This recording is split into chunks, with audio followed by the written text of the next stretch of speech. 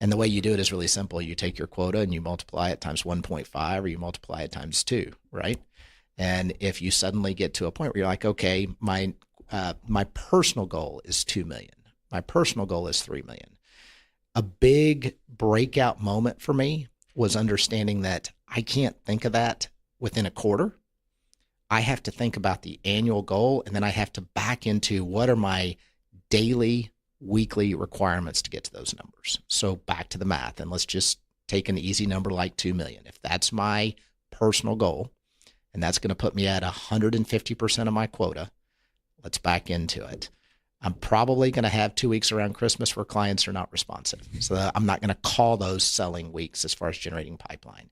Probably going to have a couple weeks that I'm going to take off for the year with my family. So I'm not going to call those selling weeks. So I back into that number of 48. If I have a $2 million quota and my pipeline needs are 4X, that's $8 million.